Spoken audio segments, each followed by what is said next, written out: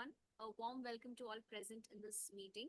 On behalf of the Department of Mathematics at Wilson College, Autonomous Mumbai, I heartily once again welcome Mr. Gaurav Sawant sir for his third session in this IIT Jam Mathematics lecture series, which is organized under the DBT Star Strengthening Scheme. Sir is an assistant professor in the Department of Mathematics at VJTI, Mumbai. His areas of interest are in algebra, analysis, geometry, topology, and number theory. Sir has been conducting sessions so far in this lecture series on ordinary differential equations. So once again, thank you for accepting our invitation. Over to you, sir. Thank you. Yes, thank you, ma'am, for the kind introduction. So let's begin. In the first week, we had talked about first order ordinary differential equations, and we had seen some specific types of equations, such as exact equations, then when the situation is not exact, how to introduce an integrating factor so that the equation can become exact.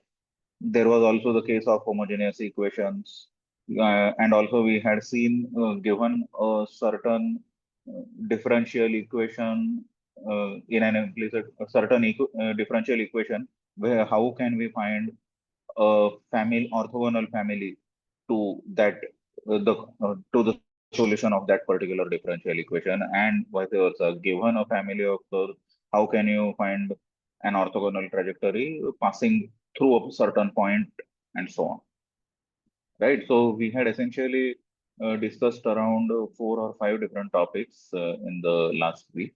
So today I'm going to talk about another kind of equation, first order differential equation, that is called the Bernoulli equation.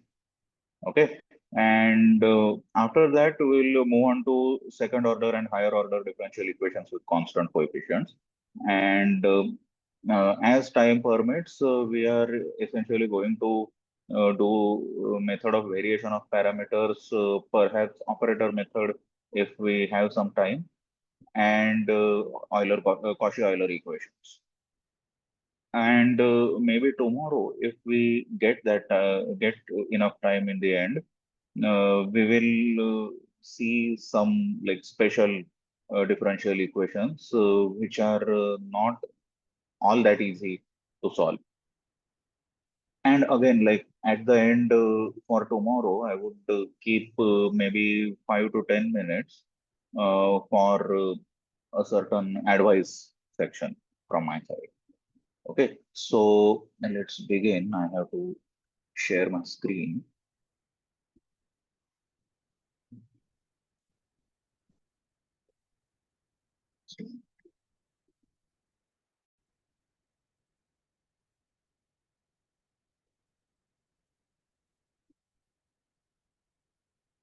All right, I hope my screen is visible. Just have to hide it from my view. It's being a bit distracting. Yeah. Okay, that thing is off my screen. Okay, everyone is able to see my screen, right? Yes, sir. Yes, sir. Yes, yes. All right. So, yeah, uh, today is 20th, right? Yeah. Um, Ordinary differential equation. And we are going to start with the topic of Bernoulli equations.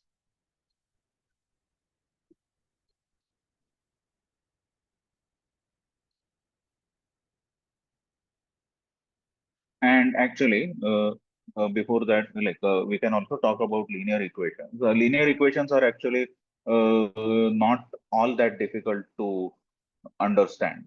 So I will mention this here, and below I'm going to talk about linear equations also.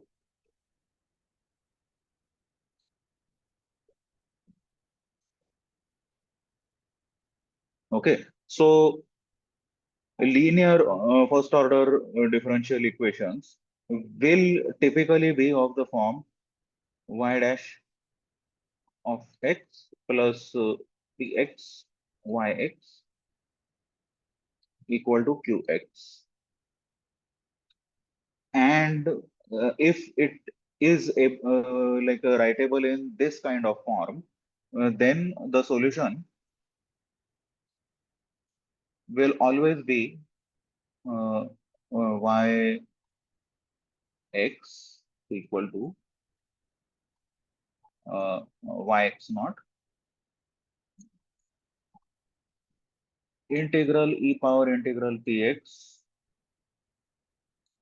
dx, or maybe pt dt if you want to change variables, qx dx.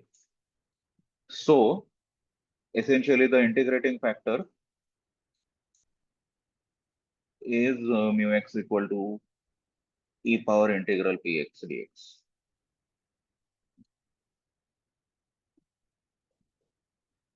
So these are pretty straightforward, so I'm not going to talk much about them. But what I would talk about is Bernoulli equations, which do look like quite similar to these linear equations. However, they have an additional power of y appearing on the right. So these equations will be of the form y dash plus pxy equal to qx y power n. Okay, so I think I should move these around.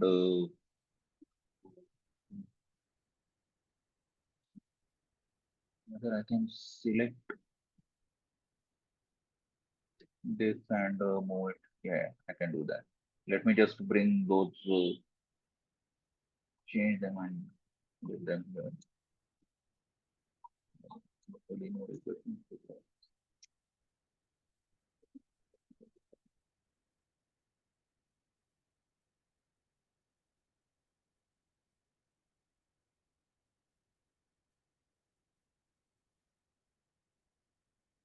Wait a minute.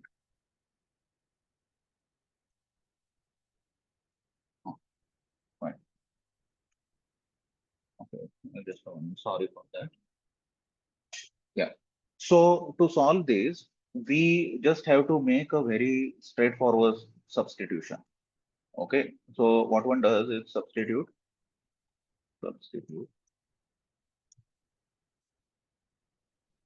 uh, z equal to y power 1 minus n. Okay. So what that does is makes dz equal to 1 minus n y power minus n. All right. And yeah, dy.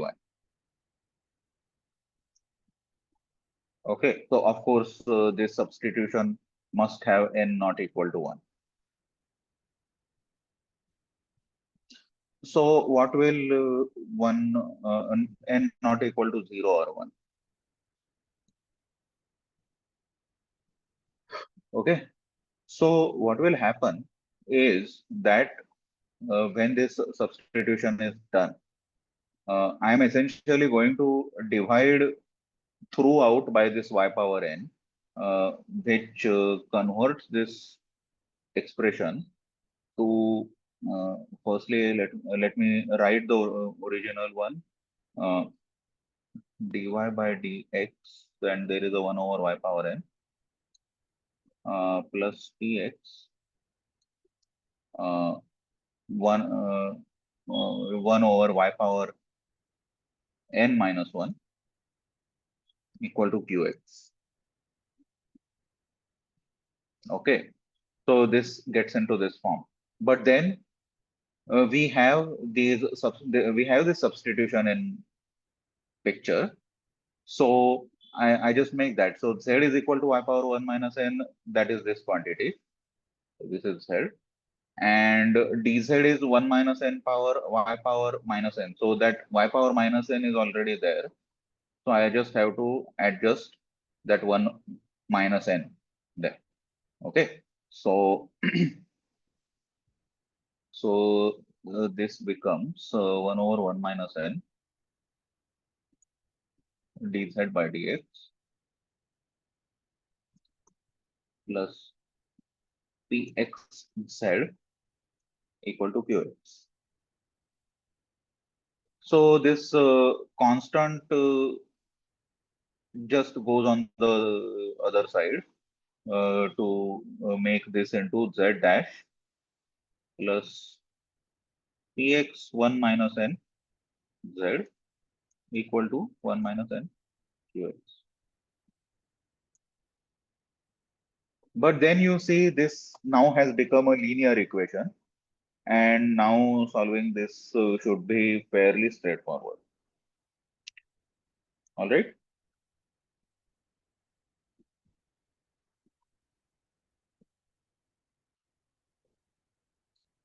Yes, Yeah. sir. So okay. So let's look at a problem. Perhaps I will add a new page, and on that we will start the problem.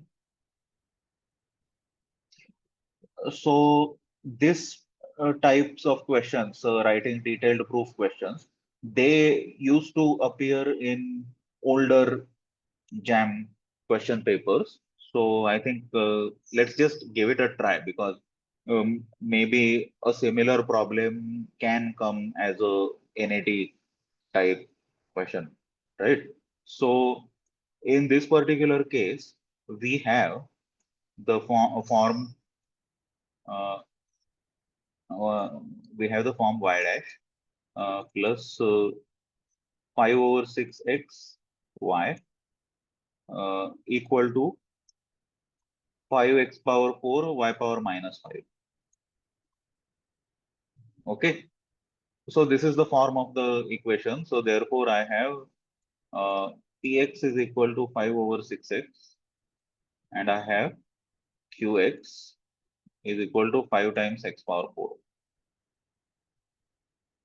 Okay, and I also have uh, n equal to minus 5. Okay, so in that case, I should make the substitution.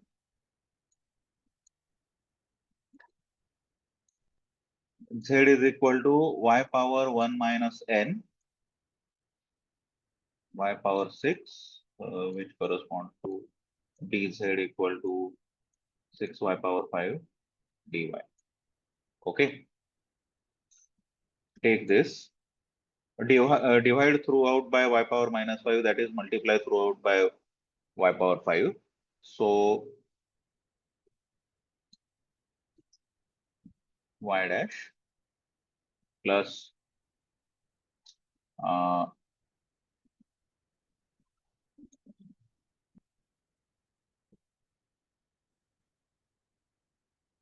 5 by 6x uh, y power 6 plus equal to 5x power 4. Okay, you have dz is this, so there is just y power 5 y dash, right? So that is 1 over 6 dz. So 1 over 6 z dash plus, now z is y power 6, so that 5 over 6 is untouched, z equal to 5x power 4. Get rid of that 6,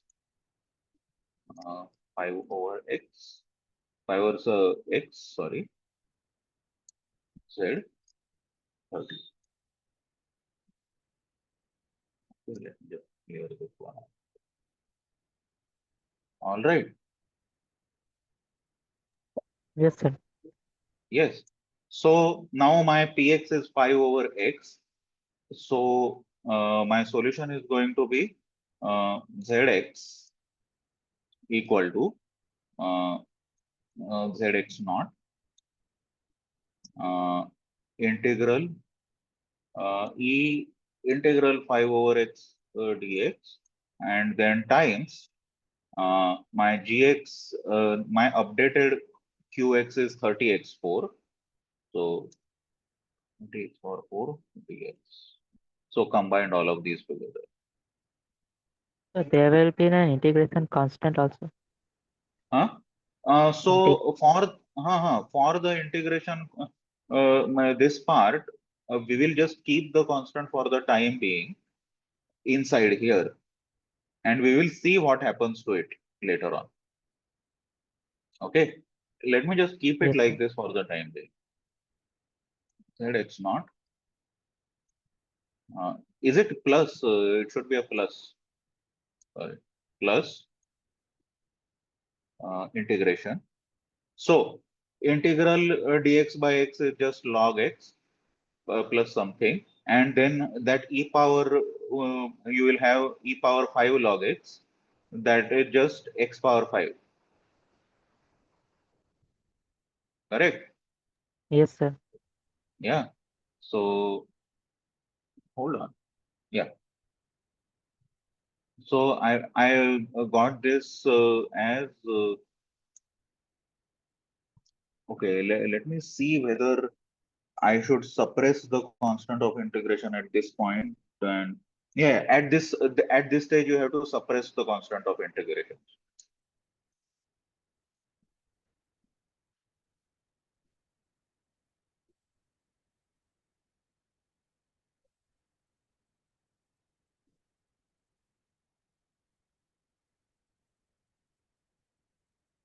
Suppress that constant in the integrating factor. You introduce it later on. Yes. So I got that 30 x power 4 is there, and then this particular integrating factor that gave me x power 5. So combined together, that is x power 9 dx. And since I have already handled the constant of integration as having the initial value, so I don't need to worry about any further constant coming from here. So that gives me zx naught plus uh, 3x power 10.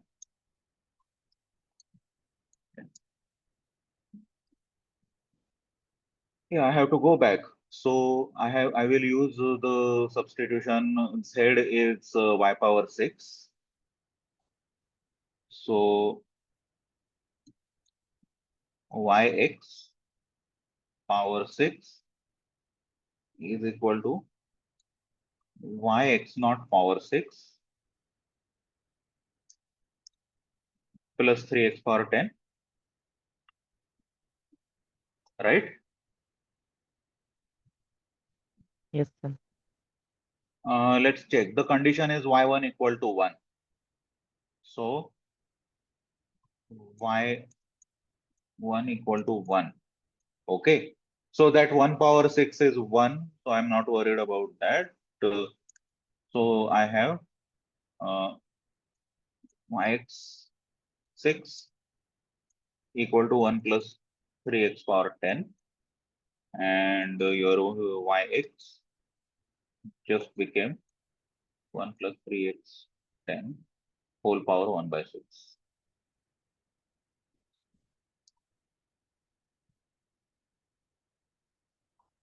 Okay, so like this was a proof type question, but you could potentially have a NAT type question out here, that if this expression is of a certain form, maybe what is the constant that is appearing here, or some combination of this constant, something, what would be the case?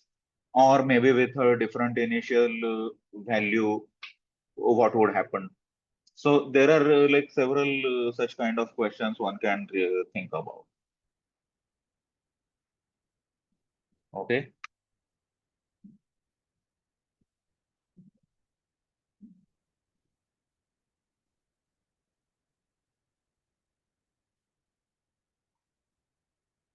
So at this time, let me uh, have a one MCQ type question.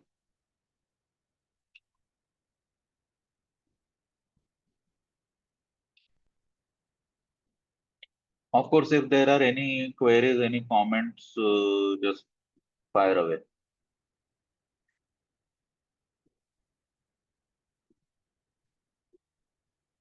Okay, then I should go to a new page.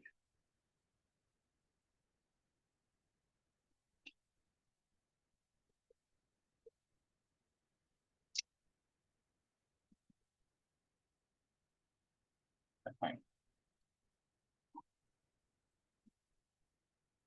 Okay.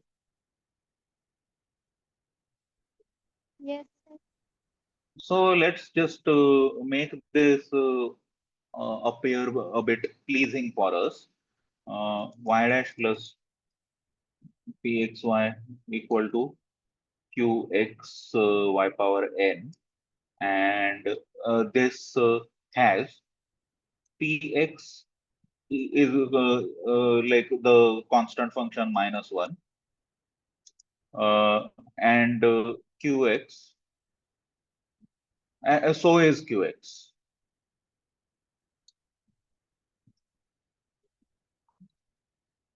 Okay, and n is equal to 3. So the same deal as before. 1 over y cube y dash plus, let me just write it this way so that we exactly see what is happening. So plus minus 1, 1 over y square equal to q, qx is minus 1. Okay, and my substitution is z equal to y power minus 3, and 1 minus n, 1 minus 3 minus 2, and dz is y power minus 2 y power minus 3. Okay, so that minus 2 should go minus 2 y power minus 3 dy. So that minus 2 will go below. I will get minus half z dash plus minus 1 times z equal to minus 1.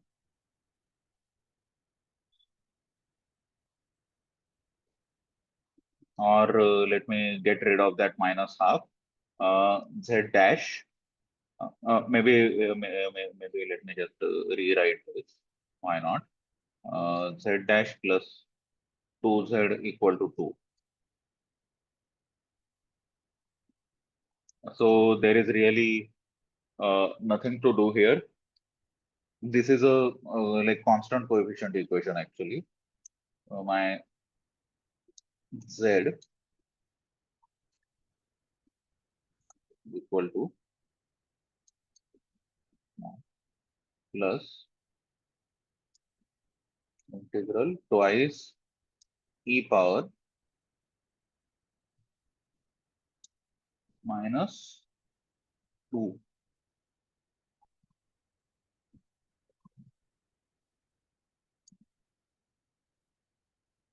minus 2x.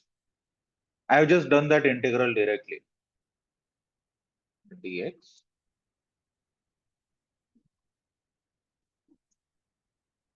which is wait, there will be a 2. Wait, what happened? See, minus,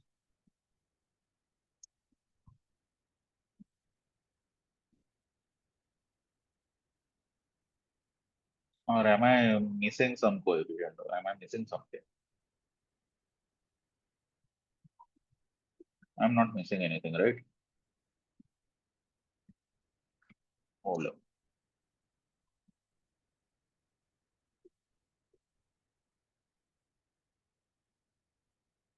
I should not be missing anything.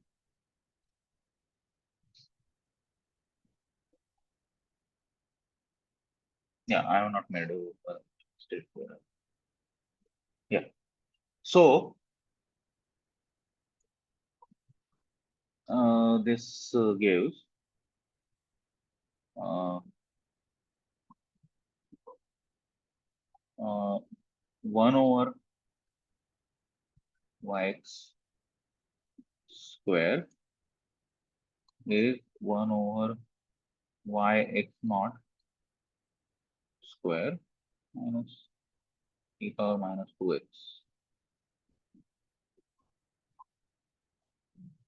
Now, how do and then my y of 0 is equal to c. Okay, so y of 0 is equal to c, which is greater than 0. So this becomes uh, equal to 1 over c square minus e power minus 2x.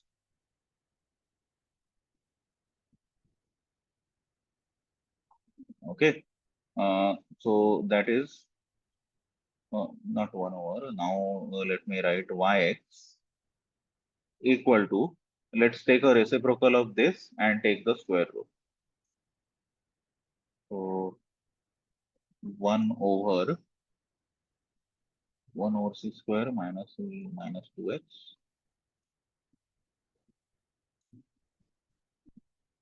and which would be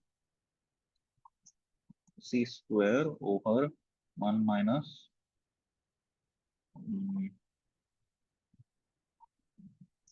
c e power minus x square.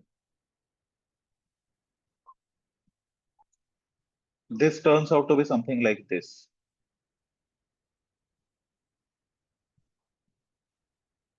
Okay. So now the question is saying for every positive c, which one is true? So this is the solution. This is ycx. Okay. So what happens as x goes to infinity, right? That is what the question says. So if we see, if x is going to infinity, so so x goes to infinity, this e power minus x is going to 0. Times constant doesn't matter, and effectively you are left with 1 minus 0, so that becomes 1. So in limit, this quantity will just become square root of c square, and we are essentially choosing the positive square root. Therefore, I would get lim. So I would just get lim x tends to infinity yc x equal to c. Do we have something like that? No. So where did we make a mistake? Sir, in this equation, z test Hmm. plus z test plus 2z is equal to 2. Here px is equal to 2. Yes. So, okay, let's just redo the entire calculation this step onwards. Okay, zx equal to zx naught plus. So I think because I skipped step, perhaps there may have come a mistake.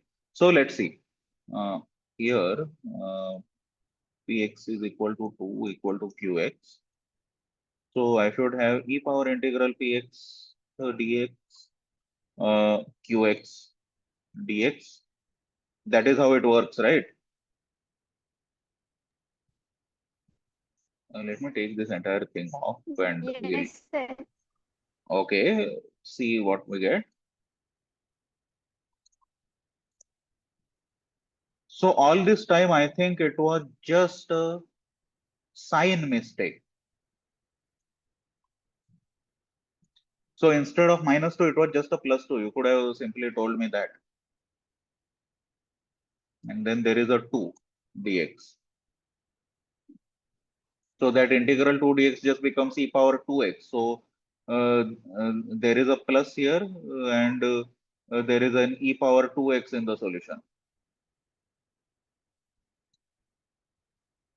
E power x square. You could have simply said that. This would have been sufficient. There was just a single sign that went missing. Yeah. So anyway, this becomes CEX square. Okay, now is it fine? Yes, sir. Yeah. Okay. Now let's find out. Now this is straightforward. E power x is running away to infinity too fast. There is some ratio with the denominator, effective denominator going to infinity. Therefore, that expression is going to become 0. Lim goes to infinity. 1cx equal to 0. Yeah, done. So that option is there. So now we are done with this question.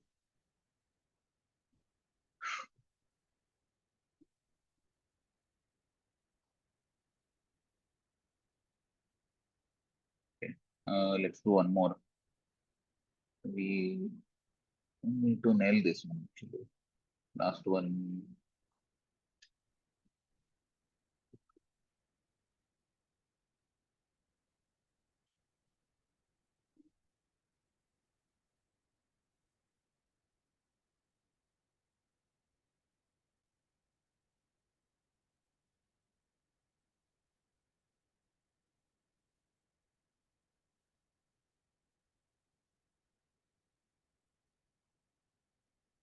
Okay, why is it not going?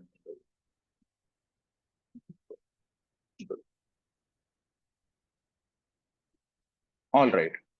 So this time the roles of y, x and y are taken by t and x. So nothing special.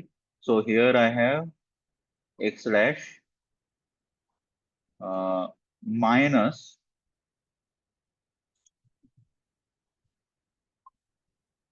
minus tx equal to t cube x square.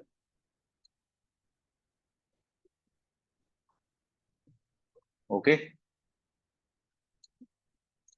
So p of t is equal to minus t, and q of t is equal to t cube. Correct? Yes, sir. Okay. Substitution. Z is equal to and n is equal to 2. So Z is equal to 1 over t power minus 1, that is. Dz is equal to minus 1 over t square dt.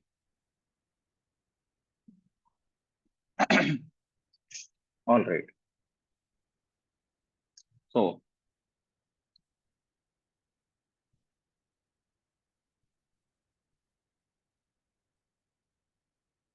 yes, now we are dividing throughout by x square. What are we doing?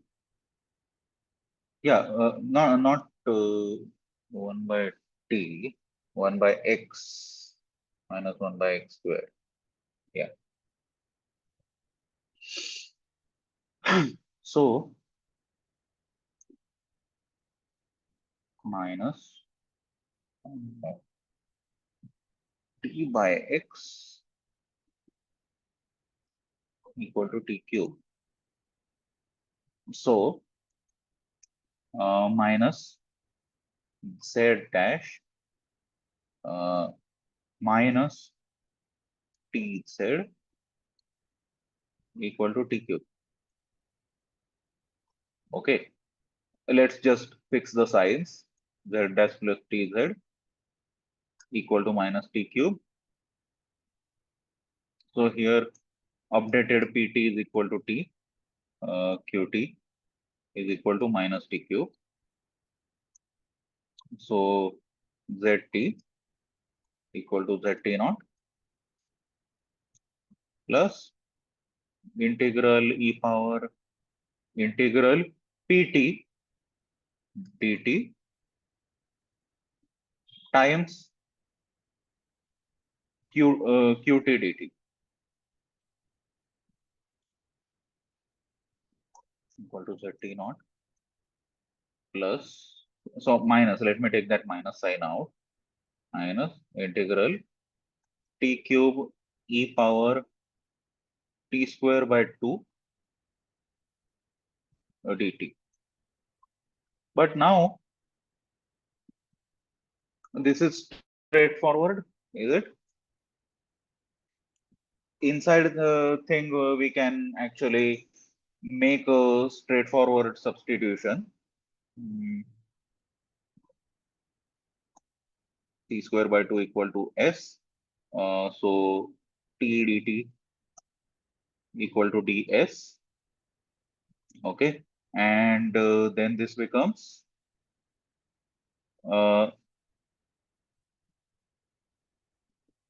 so let's just evaluate the that integral first and then go about.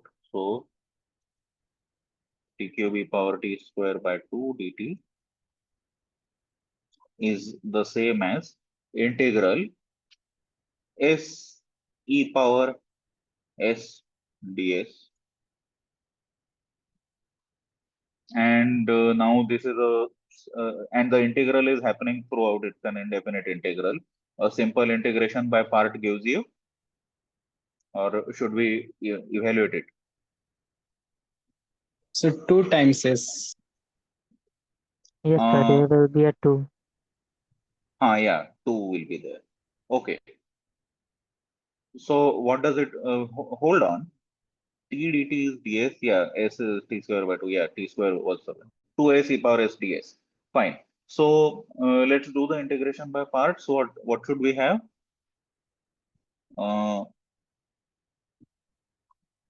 So what is this integral? Equal to twice. Tell me what you get. S integration e to the power s ds Hmm. minus of Hmm. integration Hmm. dds of 2s integration e to the power s ds whole Hmm. ds. Hmm. So simplify. So uh, let's have that 2 out. I have. So which one is my u? Which one is my v? That Which one u is my is equal dv? to 2s and v is Hmm. equal to e to the power s. U, and then this is my dv.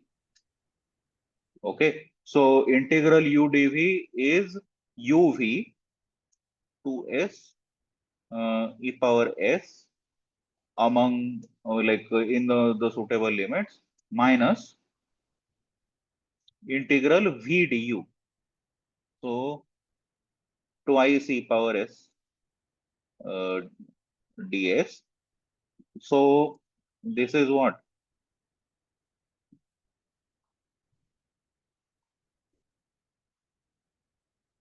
So e power s 2s minus 2, is that what we get, or what is the answer? So 2 times e raised to S, S minus 1 bracket. Yes, e power s 2s minus 2 is the same thing. Okay, and now let's get that t square by 2 back. So this becomes t square minus e power t square by 2 t square minus 2. Okay, so from all the way here, uh, zt equal to zt naught minus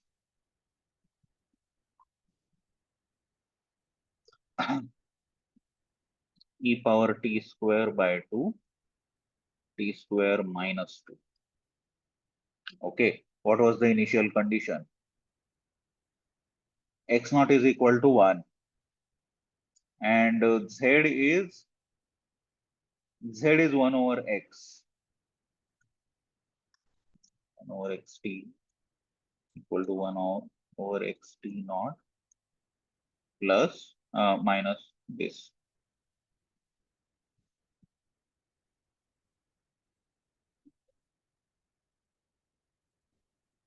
Okay. So right now, let me have x instead of xt. Let me just keep it at 1 over xt. I had x0 is equal to 1, right? So this just becomes 1,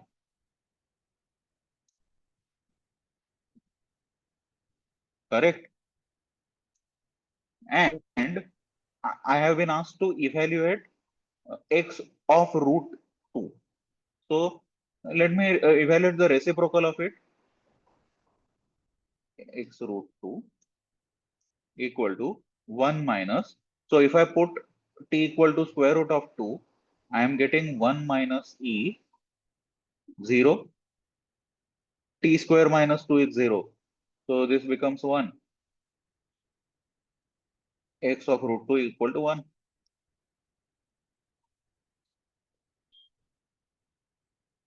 Fine. Yes.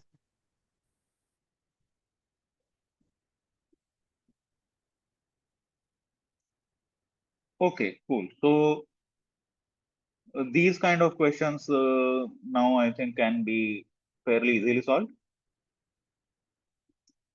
So let us go to the next part. Now we will go to second or higher, second and higher order differential equations.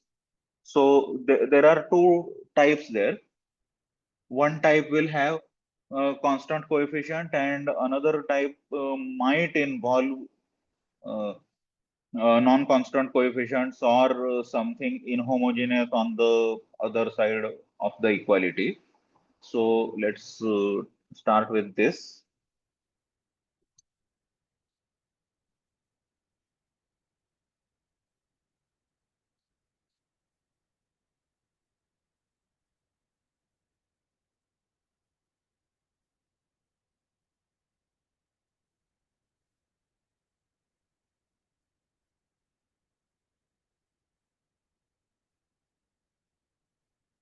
Okay, and we are going to focus on DE with constant coefficient.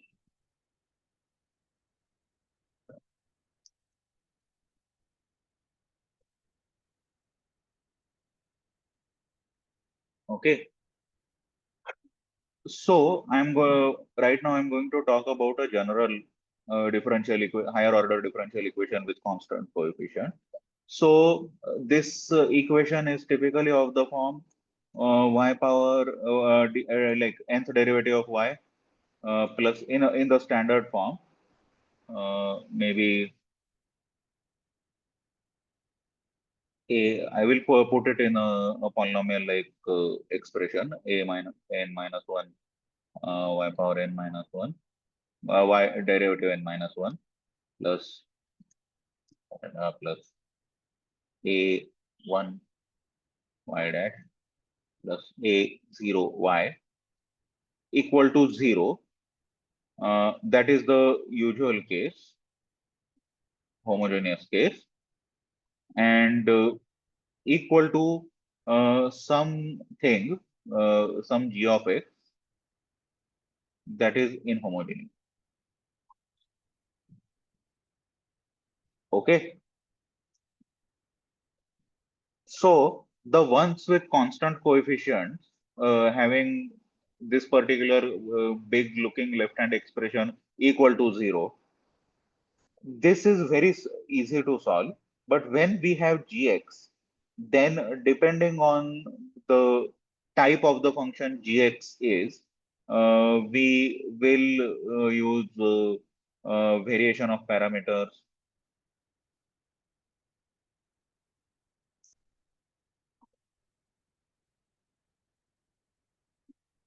undetermined coefficients if possible. But anyway, it is just a very much simplified case of variation of parameters. So I won't talk about it.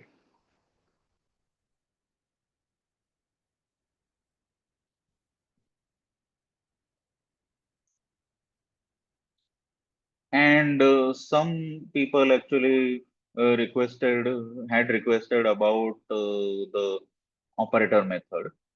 Yes, sir. I am requesting operator method means I am asking for this. What are you now doing now?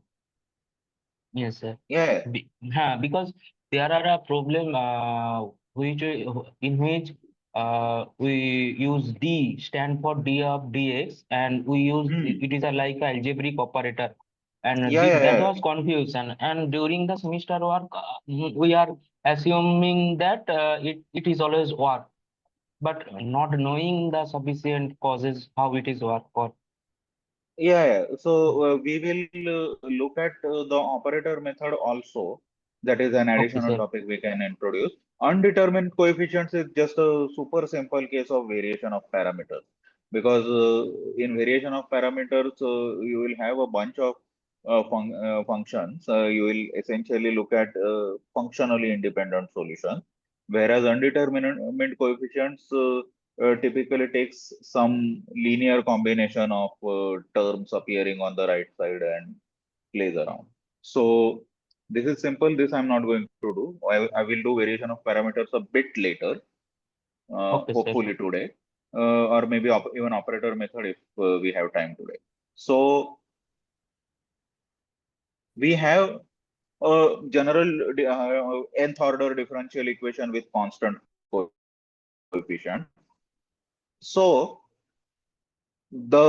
our starting point is the first order differential equation with constant coefficients. Recall first order differential equation with constant coefficient. It just look like y dash plus a y equal to 0, or the other one would be some gx or whatever. But then when it is of this form, I can already, if it is of the form y dash plus ay equal to gx, I have that solution. But if I just have y dash plus ay equal to 0, in that case, my guess solution is y is equal to some constant times e power minus a x,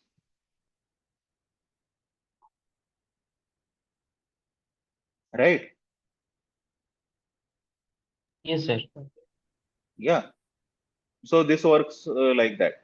So our kind of guess is for these differential equation, some function of the form constant times e power c e power kx type or c power rx being a guess solution for this.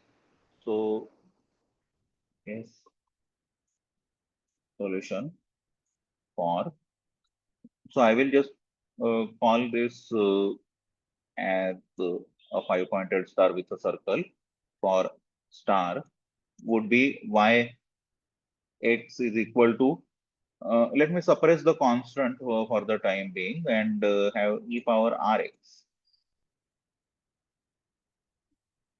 Okay. The thing is that this outside constant c, that can eventually be just taken out as a common factor. So let me not put that. Let me just have e power rx. If I make that substitution, uh, for each derivative, I am going to get this r as a multiplier. Okay. So for the no derivative case, there is nothing coming. For first derivative case, I'm going to get one copy of r down.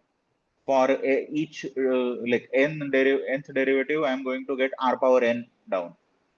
So this gives us the auxiliary equation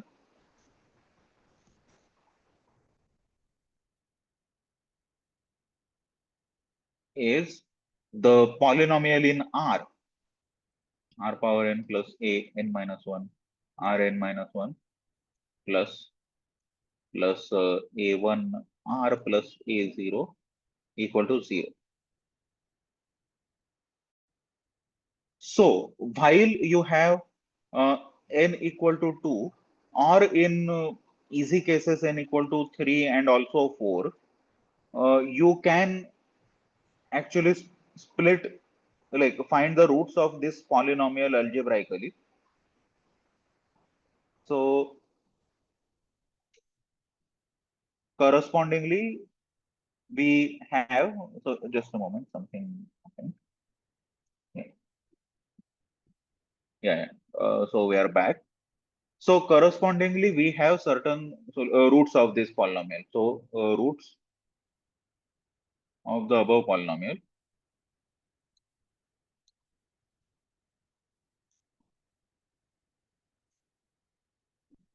Let's say they are R1, R2 up to Rn. Like this polynomial being of degree n will have exactly n many roots, n many complex roots. So some of them could be actually real numbers. Some of them could be mixed numbers like a plus ib form, and then the corresponding roots will appear in pairs, conjugate pairs. You can also potentially have repetitions of some roots.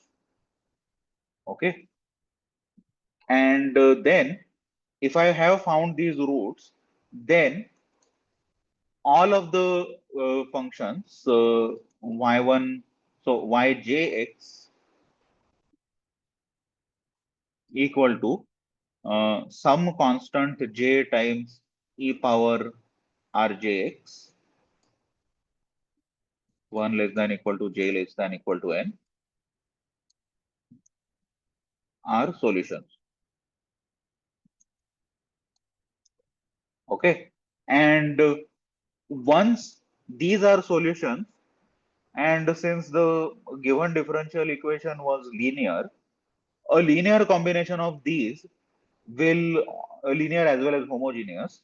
So a linear combination of these is going to give me a general solution. So the general solution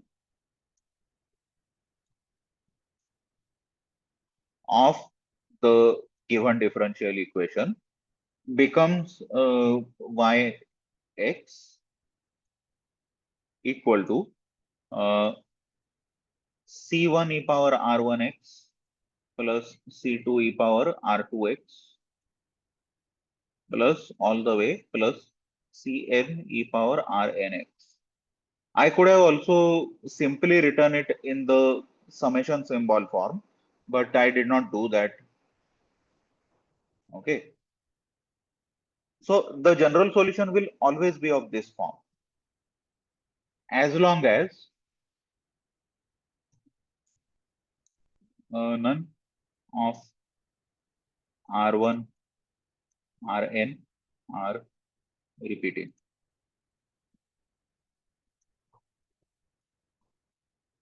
Okay. So let me just go to the n equal to 2 case and just mention what happens. Okay. Let me come here. Case n equal to 2. So y double dash x plus a1 y dash x plus a2 yx equal to 0. So the auxiliary equation is r square plus a1r plus a2 equal to 0, and the roots are equal to minus a1 plus or minus 4 minus 4a2 by 2. So these roots are r plus minus. Okay. So if the roots are not repeating, then I just have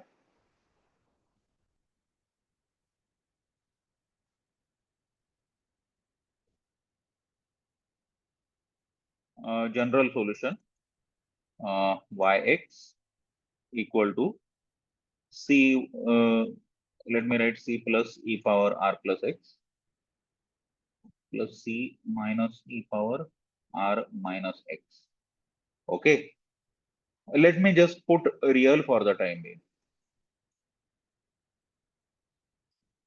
All right. If the roots are repeating,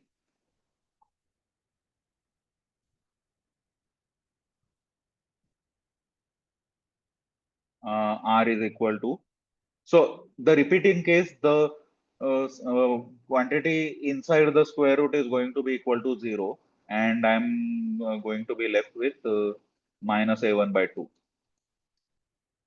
with the condition that a1 square is equal to 4a2. Right? So in that case, I am no longer able to express the general solution as a combination of two copies of the same thing. So instead of just having two copies of the same thing, we append the copy by R, and therefore we have the general solution of the form pi x is equal to C1 e power Rx, that R is a repeating root, plus C2x e power Rx. All right. So in case you have a even higher order differential equation, and then a particular root r repeats more than two times, then you will have a corresponding polynomial of one less degree, and we will have C1 plus C2x plus C3x square up to that degree times c power Rx as your general part of the general solution there for corresponding to that repeating root. All right. And you don't have to really worry about complex roots, because if the root is not repeating and the also complex, then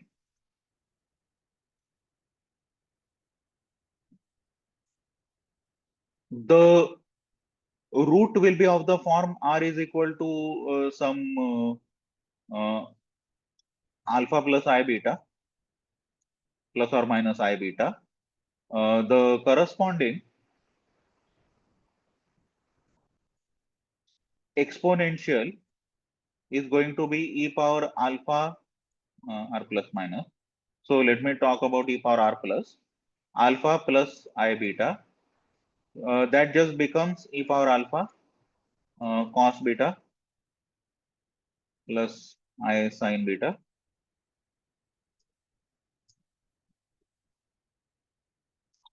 Right? Yes. Okay.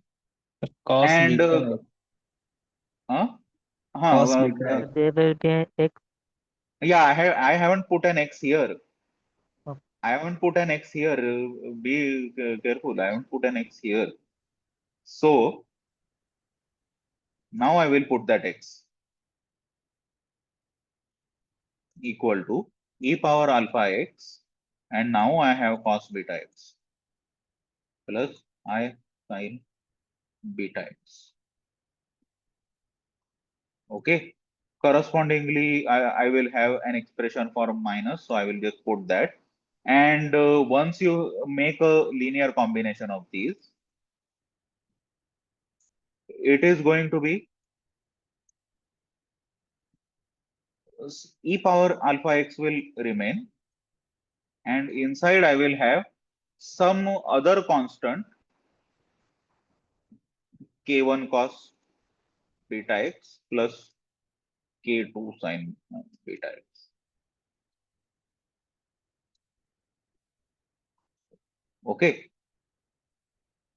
So the thing is, this particular expression, the general solution, this I have written here, which I will just make an underline to. So that is a simpler expression. It only involves real numbers. On the other hand, had I written the same expression in the non-repeating root real case style, then I would have gotten complex numbers there.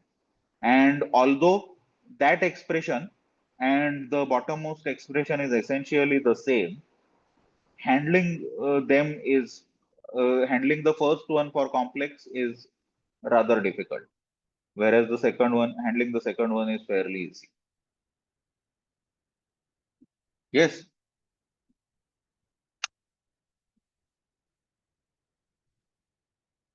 So a very straightforward question to begin the proceedings is coming up.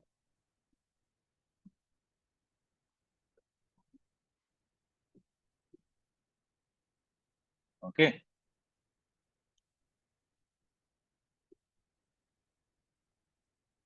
Okay. So I have y double dash plus b y dash plus c is equal to 0. Therefore, the auxiliary polynomial is r square plus br plus c is equal to 0, whose roots are equal to minus b plus or minus root b square minus 4c divided by 2.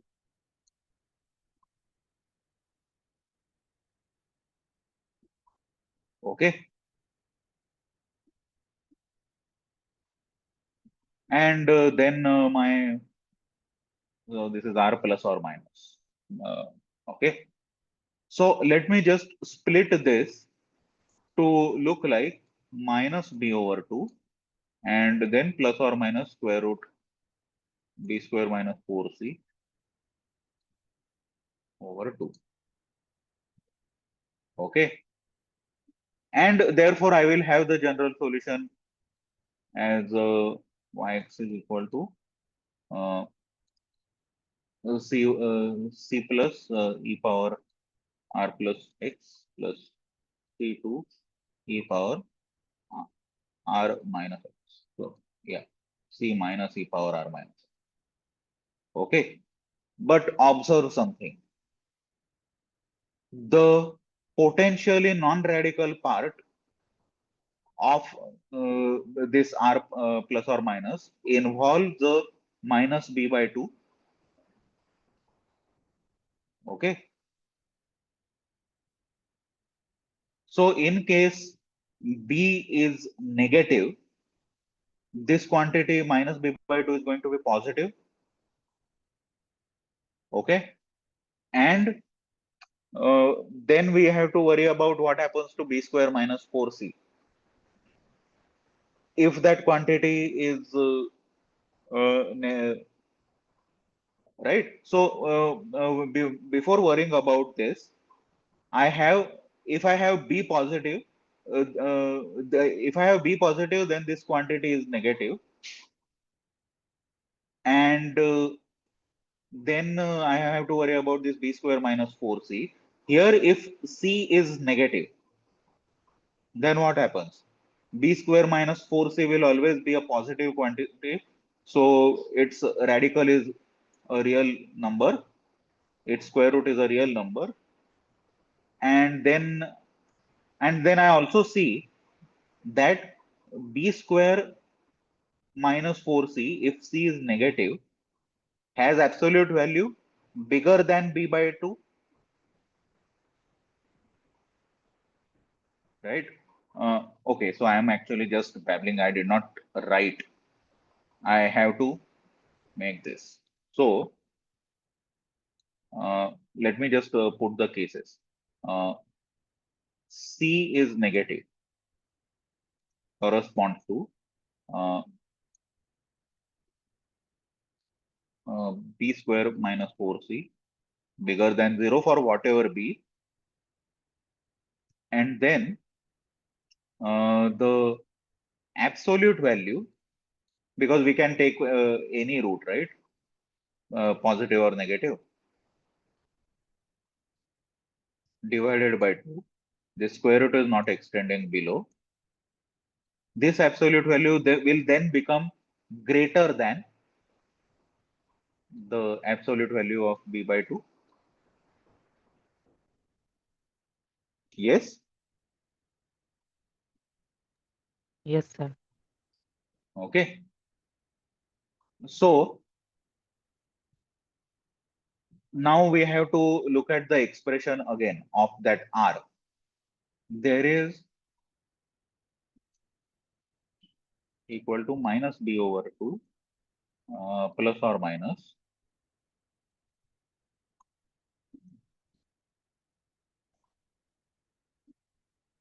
b square square root b square minus 4c by 2. So if I have this as a general solution and there is a minus b by 2 minus some positive quantity. Okay. So if that is the case, uh, so I will have R minus is uh, negative, definitely negative if B is positive, and therefore that e power R minus x part goes to 0 as x goes to infinity. Okay. But then we also have that R plus part there, right? R plus. So if I look at that R plus, if C is negative, that radical expression has absolute value bigger than the absolute value of b by 2. So this quantity will become positive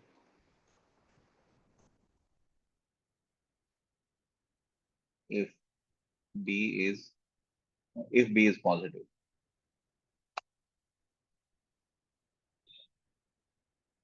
Okay. And then that e power r plus x will actually run away to infinity. So this is causing some problems. We have been asked to determine what B and C should be for the solution to approach 0 as x goes to infinity. Okay. So if this has to approach 0 as x goes to infinity, R plus and R minus, for R plus and R minus, this quantity, if B is negative, sorry, I made a mistake. No, no. Rx is positive in this C negative case, irrespective of what B is. So let that be. On the other hand, yeah, I have to look at these. So this B square minus 4C divided by 2, this quantity has to be smaller so that C has to be positive, correct?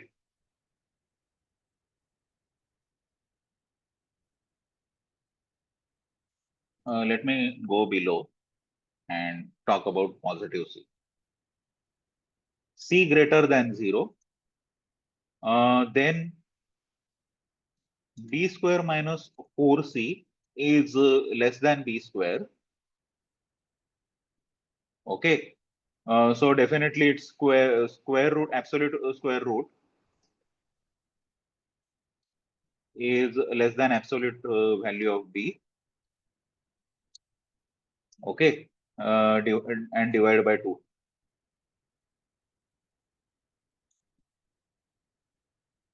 Okay. So this is going to happen. And then when I talk about that R plus or minus equal to minus B by 2 plus or minus B square minus 4C divided by 2. So now when I look at such an expression, B, let's make two cases, B positive and B negative. Okay. So what happens with this? When I have a positive B, C is positive, so this radical expression has smaller absolute value than B by 2. So with B positive, 1 R minus is definitely negative. R plus, there is a minus B by 2 and there is a plus root B square minus 4C by 2. But the radical part has absolute value smaller than B by 2. So this is also negative.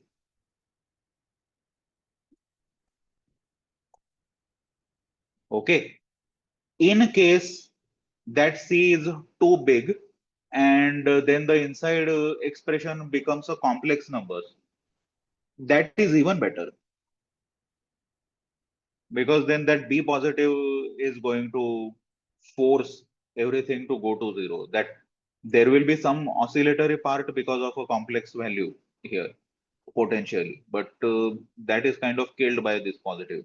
And with B being negative, simply forget about what is going on. So this R minus, R plus both are greater than 0.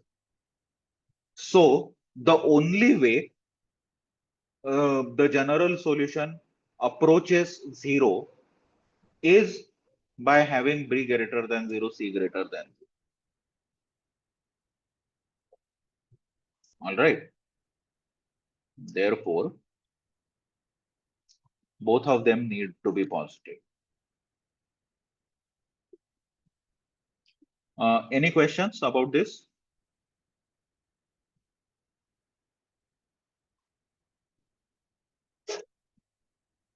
No, sir. All right.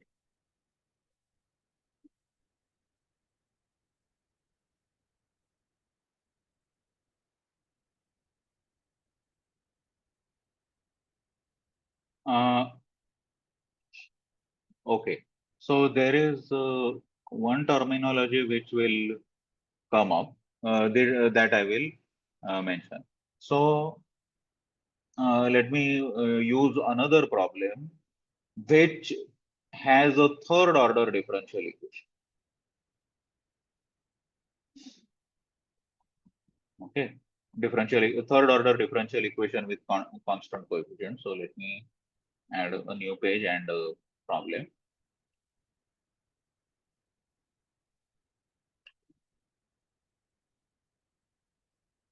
Okay. All right. So first things first, I have the differential equation. Let me just make the auxiliary equation for that.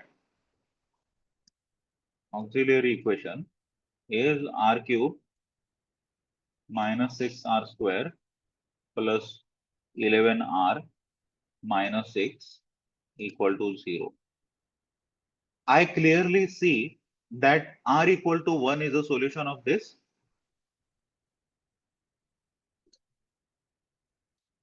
Yes. Yes, Okay. So I factorize this R minus 1. What are the other factors that we get? So let's break it. R square minus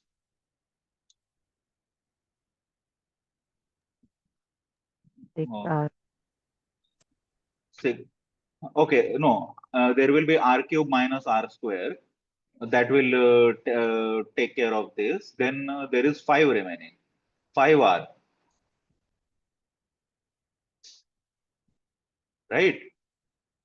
So minus 5R square plus 5R.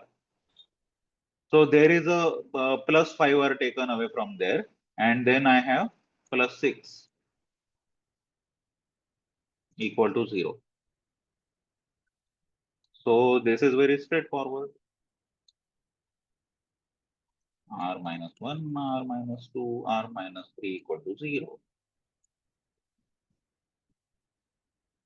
Okay. So we got the other solution. R equal to 2, R equal to 3. Okay. So therefore, I have already seen these solutions y1, y2, y3. So now I have a general solution, or like the linearly independent solutions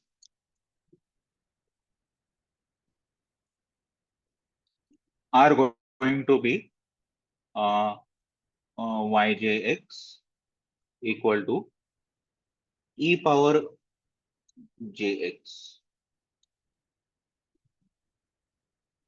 So this problem automatically had r equal to 1, r equal to 2, r equal to 3 as the roots of the auxiliary equation. So I just decided to make them into indices and write the linear independent solution in the this manner.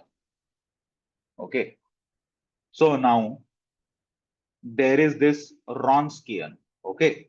So if I have function linearly independent, or like functionally linearly independent objects y1, y2, and y3, the Wronskian is w y1, y2, y3 is the determinant of, we write these original functions first, then we write their first derivatives, and then their second derivative.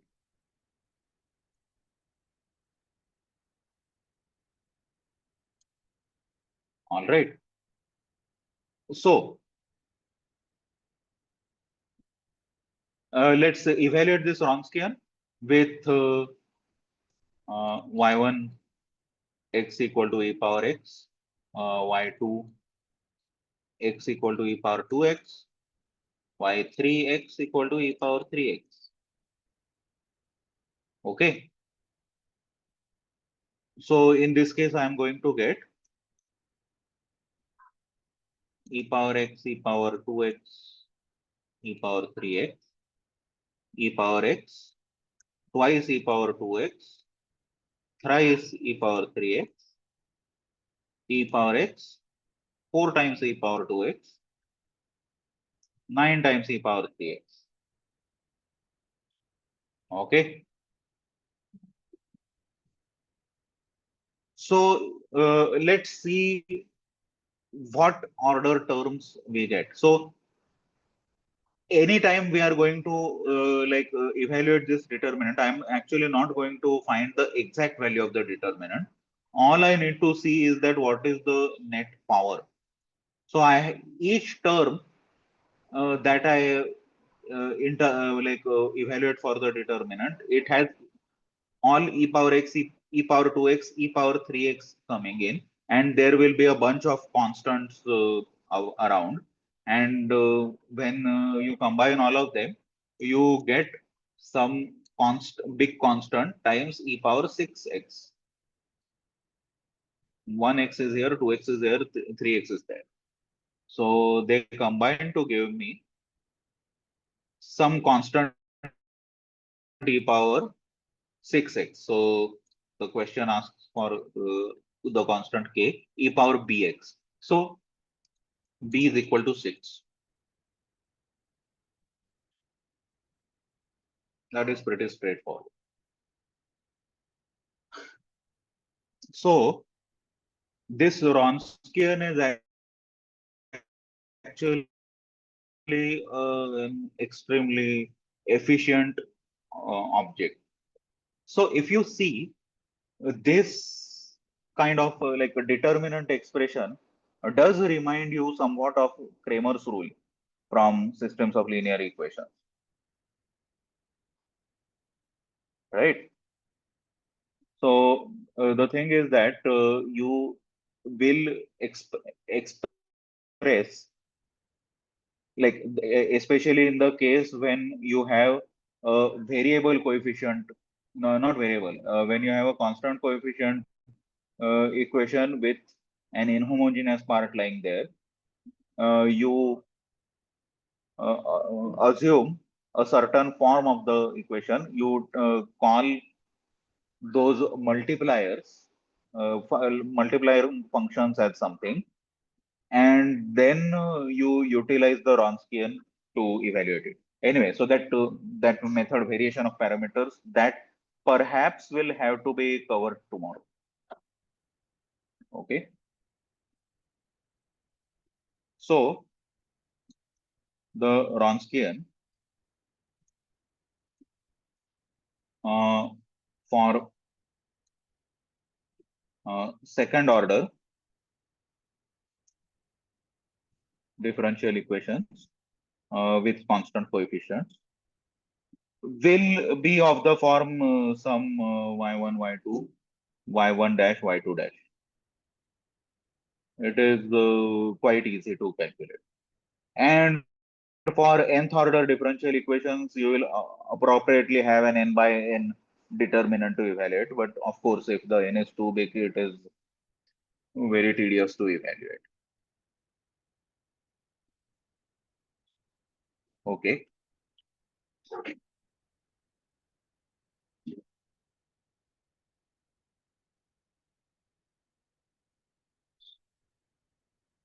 So sometimes such a differential equation will also have some additional parameter given and like a constant parameter given, and you have to find something else depending on that. All right. So I have like three problems of that type. We will try to solve at least one of them. So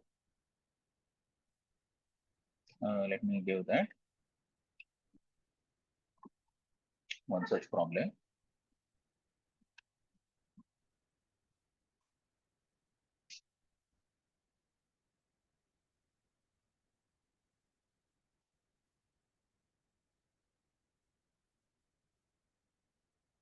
Okay. Let me give that. Have to put it somewhere.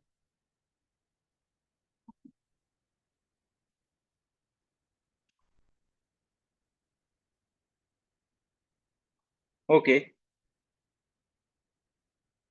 So simply not wasting any time, my auxiliary equation becomes r square plus 2r plus k equal to 0, whose roots are r plus or minus equal to minus 2 plus or minus root 4 minus k square divided by 2, which we will just simplify minus 1 plus or minus root 4 minus k square by 2. All right. Now,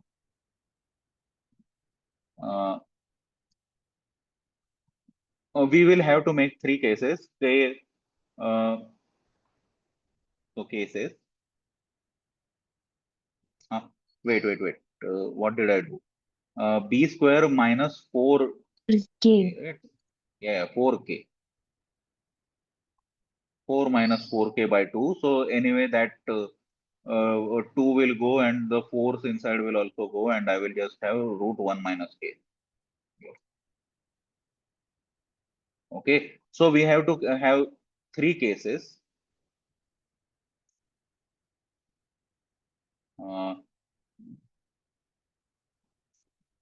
K less than 1. The second case is k equal to 1. And the third case is k greater than 1. So in case k is less than 1, I have non-repeating real roots. So my general solution looks like yt equal to c1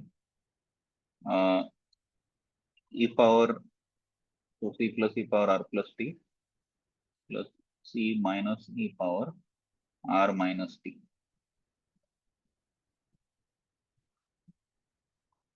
Okay. Let's put the conditions later. Okay, now let's put them now. Let's put y0 equal to 0 equal to 0, y1 equal to 0, and there is another condition y half equal to 1. Okay, we'll see what happens. I will have 0 is equal to c plus c minus. Okay. If I want to talk about y1 equal to 0, I would have 0 equal to c plus e power r plus c minus e power r minus. Okay. Which is c plus e power -1 plus root 1 minus k plus c minus e power -1 minus root 1 minus k. And the third one will correspond to, let me bring this up a little bit more, 1 equal to c plus e power r plus by 2 plus c minus e power r minus by 2. And this will correspond to c plus e power -1 plus 1 minus k over 2 plus c minus the other expression e power -1 minus root 1 minus k. Okay. So essentially, we have a system of linear equations.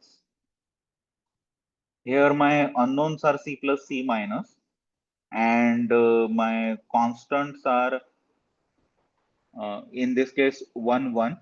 Here e power r plus e power r minus. Here power r plus by 2 e power r minus by 2. And then there are 0 0 and 1 as the constant. Okay. So essentially, there are two like one more constant than there exist equations. Okay. So for this question, you have to use your knowledge of consistency. So I have, let me write in a matrix form, 1 1 ER plus. So that R plus is there. We'll just take this R plus e power r plus by 2 e power this is r minus e power r minus by 2.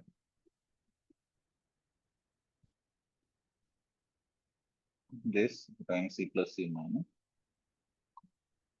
gives you 0 0 1.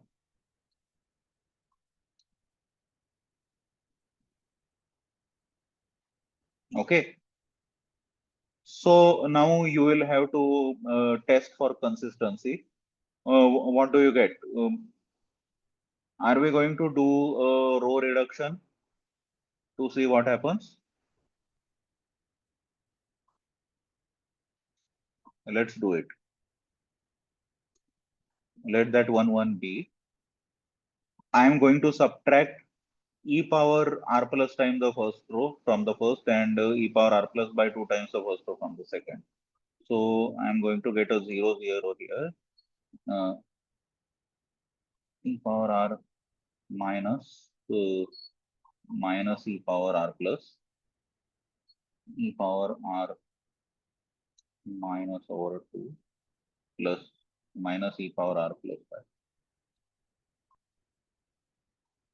5 times c plus c minus. So this will become, so I subtracted the first row from second as well as from third. So 0 subtracted from 0 is 0. 0 subtracted from 1. So 1 minus 0. So that is 1. So this 0 0 1 remains. Okay. Now can we eliminate this?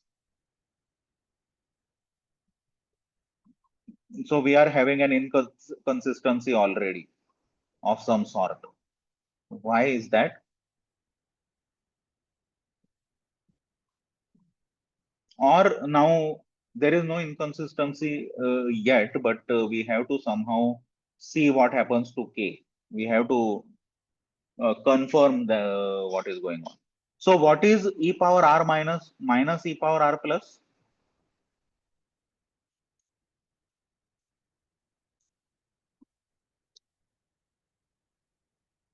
So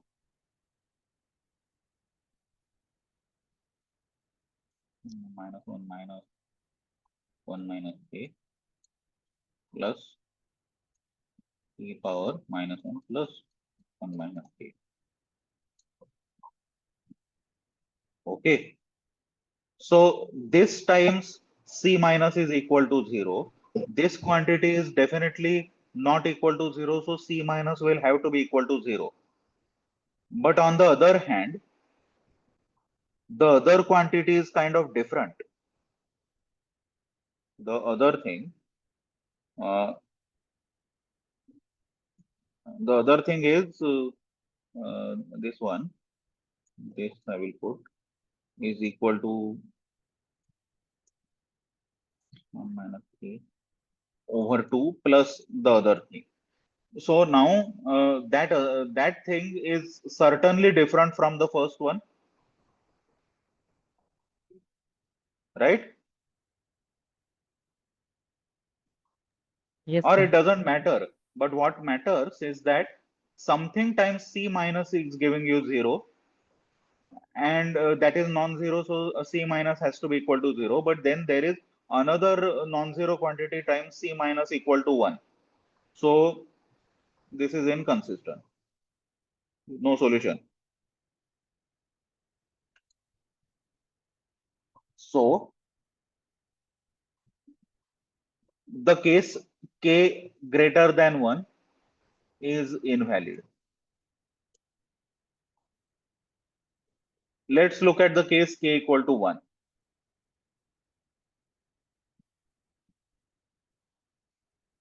Case 2, k is equal to 1.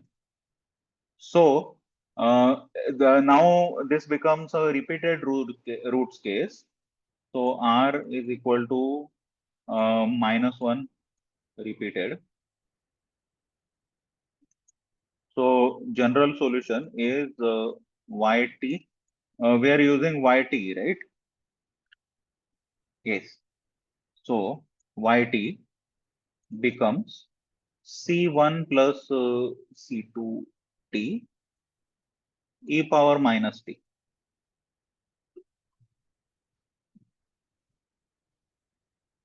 Okay. Now let's try if the condition are appropriate. 0 y half equal to 1. So y0 equal to 0.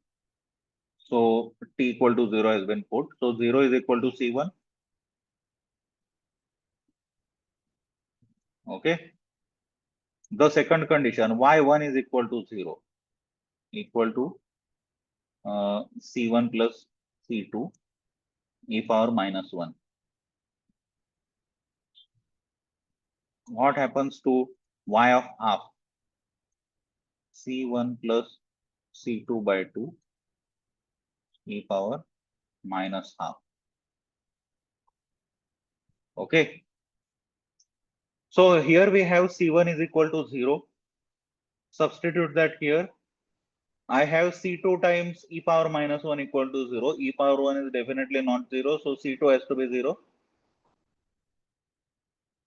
So if both c1 and c2 are 0, c1 plus c2 by 2 is also going to be equal to 0. But then there is a 0 times non-zero object. And on the other side, I am having 1. So definitely there is an inconsistency here.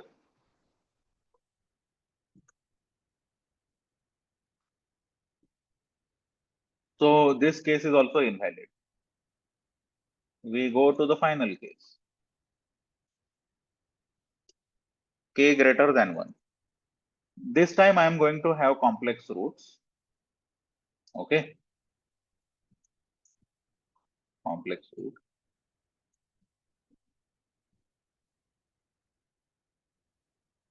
So these roots I will write as r plus minus equal to. So what did I have? Minus 1 plus or minus root 1 minus k, right? That was my root. So I will write it in the form plus or minus I root k minus 1. Okay. So now this is taking the role of alpha, and that square root k minus 1 is going to take the role of beta. Okay. And therefore my general solution becomes y of t is equal to e power alpha x, e power alpha t, sorry, uh, c1 uh, cos of beta t plus c2 sine root k minus 1 times t. Okay. Maybe can we put some hope in this? Let's see. Y0 is equal to 0. So we have 0 is equal to e power minus 0, that is 1, c1. Then there is cos of whatever times 0. So cos of 0, so that is c1 plus c2 sine root k minus 1 t, but there in the, that is sine of 0. So that will become 0. So there is nothing here. So c1 is equal to 0. Let's do the second one. Y of 1 is equal to 0. So 0 equal to e power minus 1. C1 is 0. I will just substitute and forget about this first term. I will have C2 sine of root k minus 1.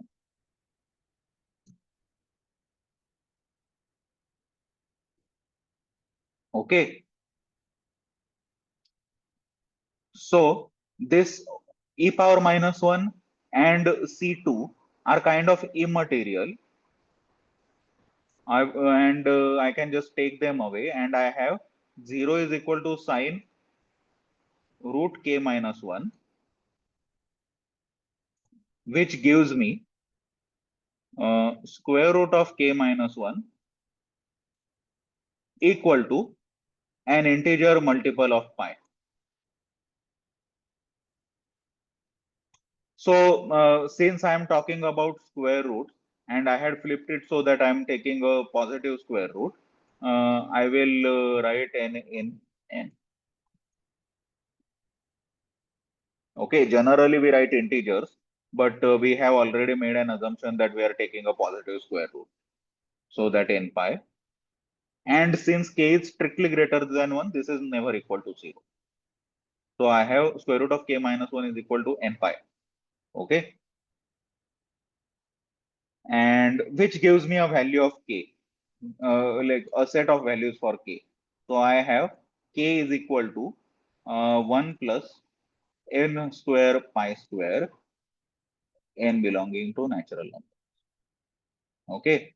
So this value of k is now available for us. Now we'll just check if the other thing works. Y of half equal to 1. Okay. So C1 has been eliminated. C2 wow, did not even appear in this expression. So let's try y half equal to 1. So 1 equal to, the first term is not appearing because C1 is equal to 0, and the other term will be there. So e power minus half times C2 sine of root k minus 1 by 2. Okay.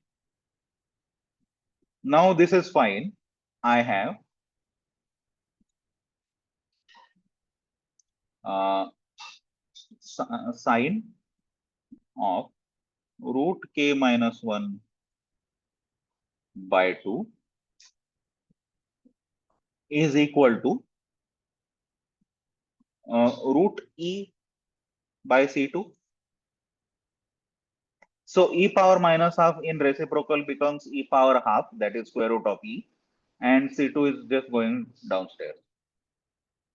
Okay. So sure, we have the value of c2, but we will actually compare this here. But anyway, I think we don't need to actually go for comparison because we have already achieved the goal of the problem. So what is the goal of the problem? We want to find the least possible value of k. So our problem is actually over here. Of course, those who are interested, they can evaluate C2 and write the exact solution for the differential equation, but that is not needed. I want the smallest possible value here. So since n is a natural number, the smallest n available is equal to 1. So my k, smallest k, is equal to 1 plus pi square. Okay, so that is approximately equal to how much? Now you have your calculators. I don't have one right now, but I believe you will get some 10.6 something. You need accuracy up to 2 decimals, so please help me out with this.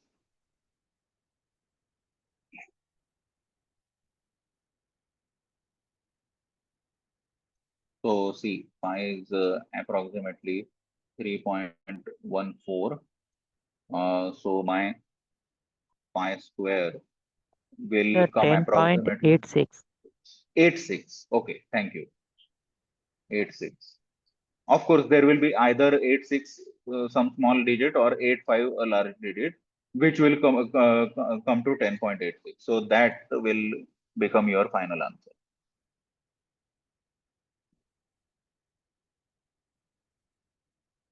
Okay. Yes, sir. Oh, all right.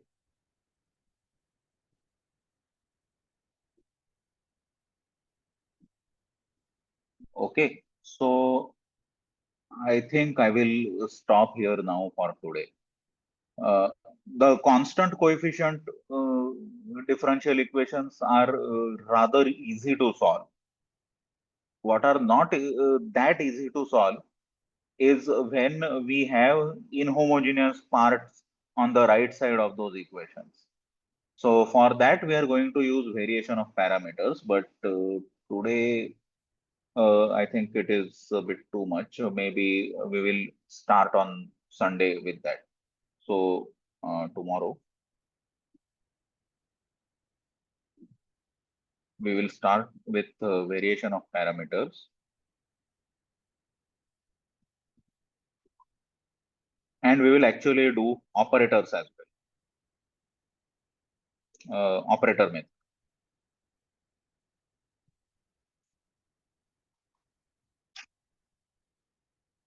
Okay. Uh, okay. Thank you very much. So I will finish the session here today from my side.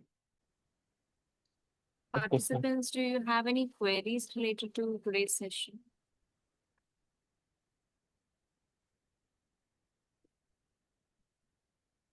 Anyone? Any queries? Any doubts?